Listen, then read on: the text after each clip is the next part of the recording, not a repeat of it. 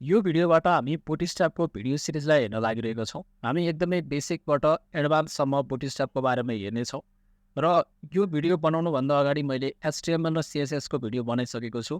मैले तपाईँलाई बुटस्ट्र्यापको भिडियो हेर्नुभन्दा अगाडि चाहिँ एकपटक एचटीएमएल र सीएसएसको भिडियो हेर्नको लागि रिकमेन्डेसन गर्छु, किनभने बुटस्ट्र्याप भनेको एउटा फ्रेमवर्क हो। फ्रेमवर्क भन्ने बित्तिकै कसरी काम गर्छ त भन्दाखेरि हामीले अलरेडी लेखिसकेको कोडलाई युज मात्रै गर्ने हो, होइन? म यसको बारेमा डिटेलमा तपाईँलाई भनि नै हाल्छु। जस्ट यो चाहिँ एउटा फ्रेमवर्क हो। यो के को फ्रेमवर्क भन्दा स्पेसली सीएसएसको फ्रेमवर्क हो। यसलाई हामी एचटीएमएल, सीएसएस त्यसै गरी जाभास्क्रिप्टको फ्रेमवर्क भनेर भन्ने गर्छौँ, होइन? र यो भिडियोभित्र चाहिँ अहिलेको फर्स्ट भिडियोमा हामी यसको इन्ट्रोडक्सनको पार्टलाई हेर्छौँ। त्यस्तै तरिकाले रेस्पोन्सिभ वेब डिजाइनको कुरालाई हेर्छौँ, होइन? त्यस्तै तरिकाले वाइ युज बुटस्ट्र्याप, किन हामी बुटस्ट्र्याप प्रयोग गर्छौँ त्यसको बारेमा हेर्छौँ र बुटस्ट्र्यापलाई कसरी प्रयोग गर्ने, होइन? यो चारवटा टपिकहरू म यो भिडियोमा कभर गर्नेछु। र त्योभन्दा पछाडि सबैभन्दा फर्स्ट स्टेपमा चाहिँ हामी इन्ट्रोडक्सन पार्ट हेरौँ। इन्ट्रोडक्सनमा देख्न सक्नुहुन्छ Bootstrap is a free front end framework for faster and easier web डेभलपमेन्टको लागि प्रयोग गरिन्छ। यो फ्रीमा छ, यो ट्विटरले डेभलप गरेको हो। एट द स्टार्टिङ टाइममा चाहिँ ट्विटरले बनाउँदाखेरि चाहिँ उसले आफ्नै लागि बनाएको थियो, तर पछि चाहिँ यो फ्री ओपन सोर्सको रूपमा यो बाहिर आयो र अहिले चाहिँ यसलाई के गरिन्छ, फ्रीमा चाहिँ हामीले बुटस्ट्र्यापको 5 भनेको लेटेस्ट भर्जन छ र बुटस्ट्र्याप 5 हामी फ्रीमा युज गर्न सक्छौँ, जसको थ्रुबाट हाम्रो वेब डेभलपमेन्टमा एकदमै हेल्प भएको छ। यसको अल्टरनेटिभको कुरा गर्नुहुन्छ भने W3 CSS प्रयोग गर्न सकिन्छ। त्यसको बारेमा पनि आवश्यकता परेको खण्डमा हामी भिडियो बनाउँछौँ, तर अहिले फर्स्ट चाहिँ हामी बुटस्ट्र्यापलाई कन्टिन्यू गर्छौँ। Bootstrap also gives you the ability to easily create responsive design भनेको छ। अब मेन काम भनेकै बुटस्ट्र्यापले रेस्पोन्सिभ डिजाइनको लागि प्रयोग गर्ने गरिन्छ, होइन? रेस्पोन्सिभ डिजाइन भनेको के हो, यसको बारेमा अब कुरा गरौँ। रेस्पोन्सिभ वेब डिजाइन भनेको के हो त? अब मैले सीएसएसको भिडियोजमा तपाईँलाई रेस्पोन्सिभ वेब डिजाइनको कन्सेप्ट भनेर पनि देखाएको थिएँ, इक्जाम्पल चाहिँ देखाएको थिएँ। यसमा फेरि एकपटक हेर्नुहोस् यसको definition. Responsive web design is about creating website with automatically adjust themselves to look good on all device, for small phones to large desktop. भन्नुको मिनिङ, कुनै पनि तपाईँले वेबसाइट बनाउनु भयो र त्यो वेबसाइट चाहिँ यदि मोबाइलबाट ओपन गर्नुहुन्छ भने मोबाइलमै बनेको जस्तो देखिनु पर्यो। त्यही वेबसाइट तपाईँले ल्यापटपबाट ओपन गर्नुहुन्छ भने ल्यापटपमै बनेको जस्तो देखिनु पर्यो। त्यसलाई तपाईँले डेस्कटपमा ओपन गर्नुहुन्छ भने डेस्कटपकै लागि बनेको जस्तो। भन्न खोजेको मतलब जति पनि तपाईँले जुन डिभाइसबाट ओपन गर्नुहुन्छ त्यही डिभाइसको लागि बनेको जस्तो देखिनु पर्यो, होइन? जस्तै अब मोबाइलको विड्थ र ल्यापटपको विड्थ त एउटै हुँदैन। ल्यापटप भनेको लार्ज डिभाइसमा पर्यो, मोबाइल भनेको एउटा स्मल डिभाइसदेखि मिडियम डिभाइससम्मको हुन्छ, होइन? भनिसकेपछि त्यो सबै डिभाइसमा कसरी कम्प्याटेबल बनाउने भन्ने काम चाहिँ बुटस्ट्र्यापको थ्रुबाट एकदमै गर्न सकिन्छ। त्योभन्दा पछाडि गएर हामी बुटस्ट्र्याप किन प्रयोग गर्ने त हो, त्यसको बारेमा कुरा गरौँ। बुटस्ट्र्याप फर्स्ट स्टेप भनेको त इजी टु युज। यदि तपाईँलाई बेसिक एचटीएमएल र सीएसएसको नलेज छ, एकदमै बेसिक मात्रामा, तपाईँले एचटीएमएलको ट्यागहरूको इन्फर्मेसन छ, नर्मल फर्महरूको इन्फर्मेसन छ, टेबलहरूको इन्फर्मेसन तपाईँलाई नलेज छ भने, त्यस्तै गरी सीएसएसमा इन्टरनल एक्सटर्नल इनलाइन सीएसएसहरू, त्यसै गरी कलर, ब्याकग्राउन्ड, यस्तो सिम्पल कुराहरू कसरी दिने मात्रै थाहा छ भने पनि तपाईँले बुटस्ट्र्यापको प्रयोग गर्न सक्नुहुन्छ। किनभने मैले तपाईँलाई भनिसकेको छु बुटस्ट्र्याप भनेको एउटा फ्रेमवर्क हो, होइन? र यसका मेन 3वटा कुरामा डिपेन्ड गरेर बसेको हुन्छ बुटस्ट्र्याप भनेको चाहिँ। त्यसको बारेमा पछि डिटेलमा हेरौँला। तर 3वटा कुरा भनेको, एउटा भनेको यो ग्रिडमा बसेको हुन्छ जसले रेस्पोन्सिभ बनाउन मद्दत गर्छ। त्यसपछि अर्को भनेको क्लास हुन्छ। क्लास भनेको चाहिँ के हो त भन्दा अलरेडी बनिसकेको चिजलाई युज मात्रै गर्ने हो। अर्को भनेको कम्पोनेन्ट हुन्छ, है? अब यसको बारेमा डिटेलमा हेरौँला पछि। अहिले चाहिँ किन बुटस्ट्र्याप युज गर्ने त भन्दाखेरि प्रयोग गर्न सजिलो छ भनिहालेँ मैले। एचटीएमएल र सीएसएसको बेसिक नलेज छ भने पनि तपाईँले सिधै बुटस्ट्र्यापको प्रयोग गर्न सक्नुहुन्छ। अर्को भनेको रेस्पोन्सिभ फिचर्स। रेस्पोन्सिभ फिचर्स भने के भने मैले भर्खरै कुरा गरिसकेको छु कि सबै डिभाइसमा के हुनु पर्यो, कम्प्याटेबल हुनु पर्यो। त्यस्तै तरिकाले मोबाइल फर्स्ट एप्रोच। अहिलेको जस्तै म्याक्सिमम वेबसाइटहरू 80% वेबसाइट्सहरू मोबाइल डिभाइसबाट ओपन हुन्छ। सो अहिले बन्ने वेबसाइटहरू हामीले केलाई टार्गेट गर्नु पर्यो, पहिला मोबाइलमा, त्यसपछि अरू डिभाइसमा, होइन? त्यस कारणले गर्दा बुटस्ट्र्यापको थिम नै के छ, मोबाइल फर्स्ट एप्रोच छ, है? र त्यस्तै तरिकाले ब्राउजर कम्प्याटेबिलिटी भनेको छ। अहिलेको मोडर्न ब्राउजरहरू तपाईँको क्रोम भयो, फायरफक्स भयो, होइन? यिनीहरूको सफारी भयो। अब सबैमा के छ भन्दा यो एडजस्ट हुनसक्छ, तर तपाईँले इन्टरनेट एक्सप्लोररको चाहिँ 11 र त्योभन्दा कमको भर्जनमा युज गर्न चाहनुहुन्छ भने चाहिँ बुटस्ट्र्याप 5 त्यसले सपोर्ट गर्दैन।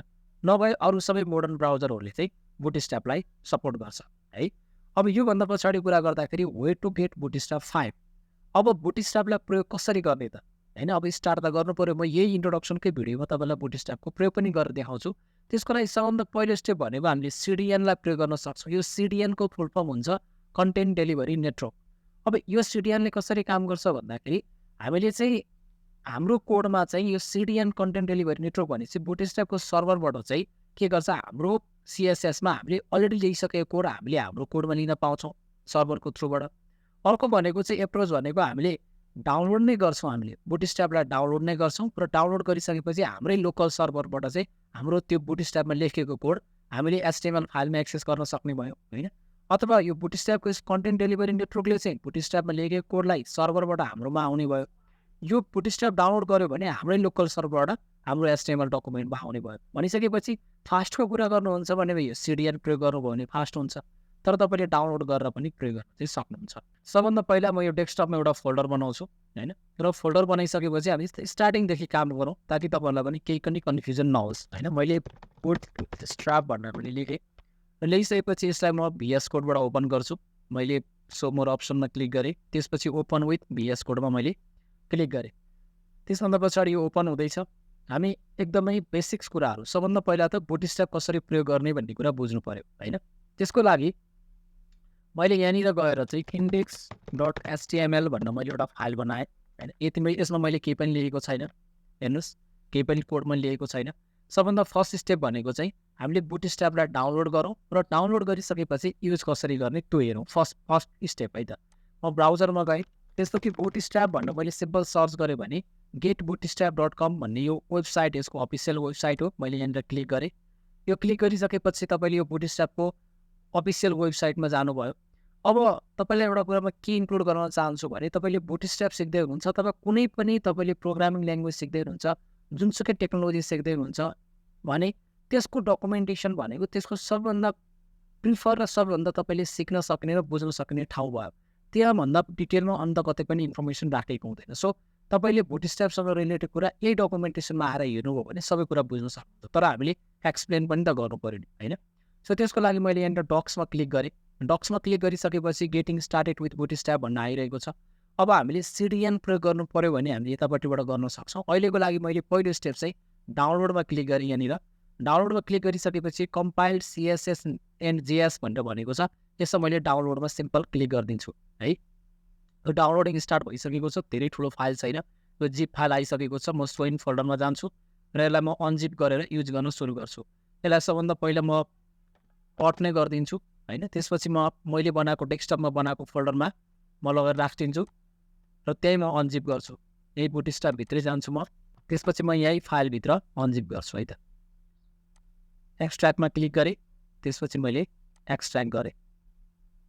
यो केही समय लिन्छ, यो अलमोस्ट सेकेन्ड लागिसकेको छ, एक्सट्र्याक्ट भइसकेको छ। म यो फाइललाई डिलिट गरिदिन्छु, यो जिप फाइललाई म डिलिट गरिदिन्छु। त्यस पछाडि गएर यो भित्र रहेको यो बुटस्ट्र्याप यो भित्र रहेको छ, यो भित्र गएर हेर्नुभयो भने एउटा सिएसएसको फाइल हुन्छ, एउटा जाभास्क्रिप्टको फाइल हुन्छ। सबभन्दा फर्स्ट स्टेप भनेको चाहिँ म यसलाई रिनेम गरिदिन्छु। जस्ट म यो फाइलको नाम राखिदिन्छु बुटस्ट्र्याप BO4TSTRAP बुटस्ट्र्याप भनेर नाम लेखिदिन्छु।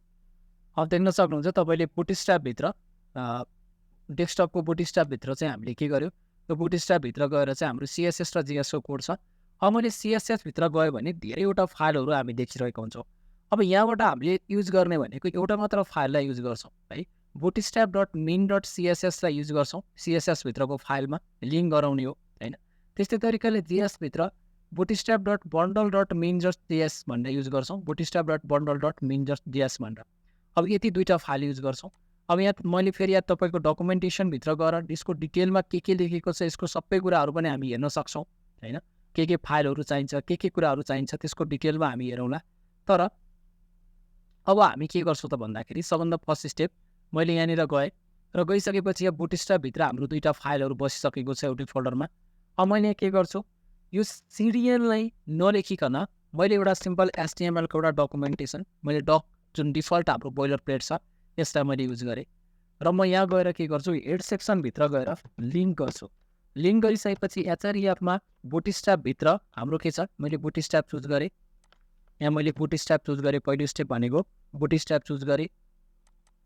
बुटस्ट्र्यापभित्र गएर मैले बुटस्ट्र्यापभित्र गएँ, त्यसपछि सिएसएसभित्र गएँ र सिएसएसभित्र गइसकेपछि bootstrap.min.css भन्न मैले युज गर्नु पर्यो हो bootstrap.min.css म हल्का तल गएँ bootstrap.min.css भन्न मैले मिनिमाइज गरेको CSS को यो मैले लिङ्क गरेँ CSS लिङ्क भयो अब जस्ट यो बडी ट्यागको क्लोजिङ भन्न माथि गइसकेपछि मैले जाभास्क्रिप्टलाई पनि इन्क्लुड गर्नु पर्यो स्क्रिप्ट src इस्कस्टो मैले के गर्छु पहिलो स्टेप भनेको हाम्रो bootstrap भित्रैको हैन JS भित्रको bootstrap.bundle.min.js लाई मैले युज गर्नु पर्यो यहाँ गएर हेर्नु पर्यो bootstrap.bundle.min.js लाई मैले युज गरेँ र यो दुईटा कुरा युज गरिसकेपछि अब जस्ट म के गर्छु यहाँनिर सिम्पल म एउटा हेडिङ लेख्छु S2 लेख्छु र त्यसपछि यहाँ सिम्पल मैले हेलो ओल्ड लेखेँ मैले हेर्नुहोस् है यति लेखेँ WRLD ओल्ड लेखेँ र यो लेखिसकेपछि म गो लाइभमा क्लिक गर्छु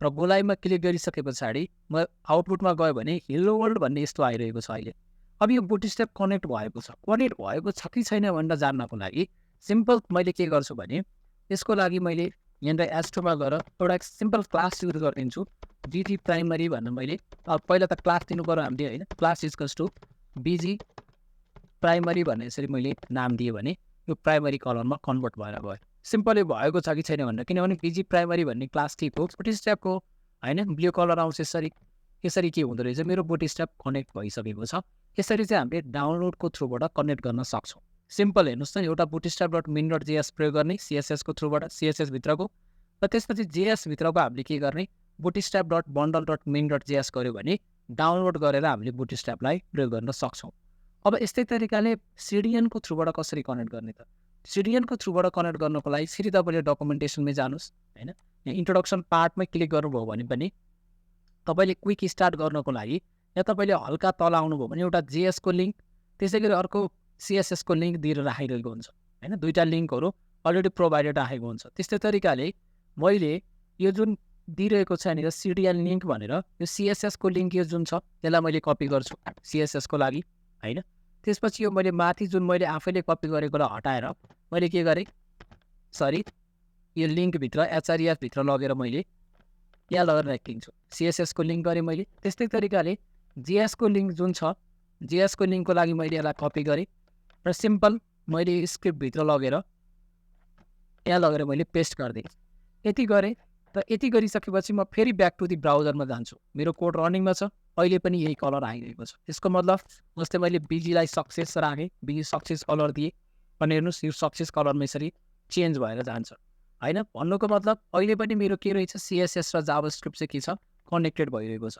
अब लिङ्कको थ्रुबाट CDN को थ्रुबाट कनेक्ट गराउनु पर्यो भने एउटा यो CSS को त्यस्तै तरिकाले एउटा जाभास्क्रिप्टको bundle.js को लागि यसरी हामीले CDN को लिङ्कलाई राख्ने होइन डाउनलोड गर्नुहुन्छ भने डाउनलोड गरिसकेपछि त्यसको लिङ्कलाई यसरी डाउनलोड गरिसकेपछि जस्तै अब bootstrap.min.css को फाइललाई लिङ्क गराउने हो यहाँ हेर्नुहोस् bootstrap.bundle.min.js को CDN लाई मैले लिङ्क गराएको छु यसरी दुई तरिकाबाट तपाईँले बुटस्ट्र्यापलाई युज गर्न सक्नुहुन्छ केही कन्फ्युजन भयो भने तपाईँले कमेन्ट सेक्सनमा कमेन्ट राख्नुहोला योभन्दा पछाडि हामी बुटस्ट्र्यापको फर्दर भिडियोजहरू हेर्नेछौँ धन्यवाद